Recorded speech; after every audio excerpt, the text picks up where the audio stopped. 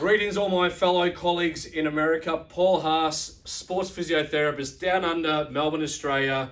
I'm here to talk about the current evolving method of taping in our category, being PT and AT, because things are changing by the day, by the minute, by the hour in taping, and I want to get everyone up to date with what we're doing. Now, first of all, we know the three categories, or I hope you know the three categories of sports tapes. We've got our typical athletic leuko-P type with our pre-wrap tape, our strong stiff tapes. We've got our kinesiology tapes. I know you all love kinesiology tape, and we'll talk more about the ins and outs of that. And then for those who aren't familiar yet, we do have our four-way stretch mechanical tapes, really only two brands in the world, and they're a fantastic addition to the taping lineup that just makes tape such a good tool to affect change in our patients. Now, I'm going to get the lovely Dave here to help me move this out of the way, this lovely prop which is now going, and we're going to have a bit of a whiteboard session as to regards to what I call the fundamentals of taping and a method that I call the tissue targeted taping approach. So that's the TTT method, and we talk about the three T's being the tape and the tissues and what our target, what our aim is of the taping technique.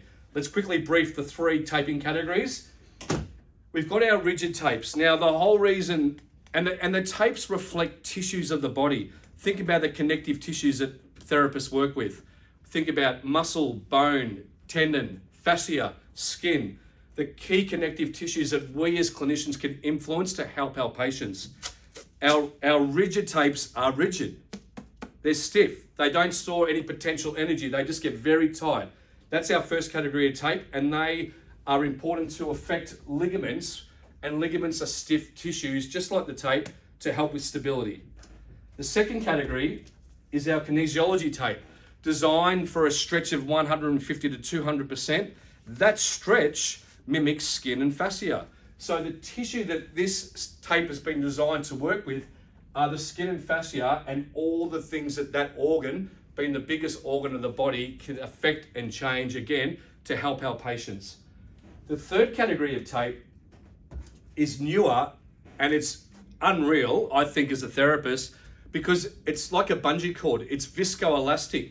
So we're talking about the active mechanical tapes, or biomechanical as they are also called. The mechanical tapes affect the muscle and tendon unit because the elasticity, the tape stretches around 220 to 250%. It stores energy like a bungee. We know that our muscle tendon units store potential energy and release it as kinetic energy, which is why we can store and we can jump. So energy in, energy out. This material is designed to affect that. People think that kinesiology tape does it. It doesn't. It doesn't have the strength. If you've got a brand of tape at home and you're used to cutting kinesiology tape, just grab a little bit of your tape and try and tear it, and you'll be able to deter it. And that tearing means it doesn't have the power or strength to mimic or support muscle tendons directly. The active tape, you cannot break nylon. So it's very strong, has that nice viscoelastic energy, and it works on muscles and tendons.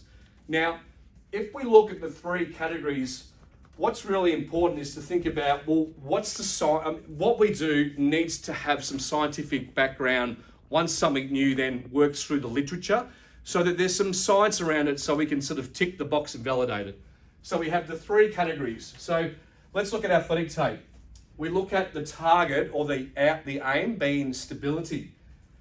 There's plenty of science now around, especially the ankle joint, that the tape can stabilize an area. Very important. And we've seen that against bracing. So bracing and taping both give you stability of the area. It's done in a number of studies.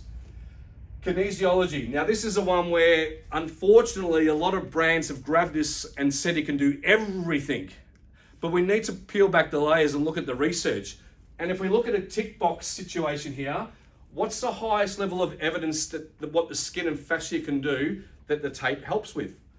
The biggest one is pain. There's been a number of studies shown and meta-analysis that the tape, better than placebo, can help with pain, and when your pain goes away, your function restores. The second most important is swelling lymphedema. So when you decrease those things by the use of the tape. If you combine reduce pain, reduce swelling, systems come back online. Inhibition activates, spasm inhibits. That's why this tape's fantastic, because indirectly it can improve function. Proprioception has one tick because the science isn't conclusive that the tape will always improve your proprioception. Remember your 3 key proprioceptors? The first one, the powerful ones, that have a sensory and a motor function, are your muscle spindles.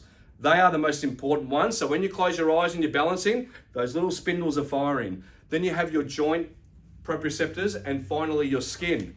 This works on the skin proprioceptors, not so influential as the other 2. But we think that combined with these other things can help overall. But in isolation, the evidence around proprioception, which you might think is very strong, isn't. And what's important with all that is that the kinesiology tape, if you put it on your leg, doesn't just activate your muscles. That doesn't happen. You need to do it from an indirect approach of lowering these things. But other brands will teach you that this tape activates things and makes you jump higher and makes you run faster in isolation. That's what we call placebo. So that's not the function of the tape, and you need to think more about that when you're learning this. And the last one is the active tape. The systems and the targets of the active tape are your muscles and tendons, and what we're trying to do is we're trying to offload and deload. So we're trying to take energy out of the system, not all of it, that's not smart, but we're trying to take energy out of the system. So the bungee will spring load and it will take energy out and store the energy, some of it in the tape. That's the third category. So that's my summary of taping 2025 into 2026. Look out for our courses in the USA. They're coming very soon and they'll cover all categories. And I'm going to also provide at some stage a very large webinar explaining this in further depth. Thanks, America. Have a good day, and I'll see you stateside.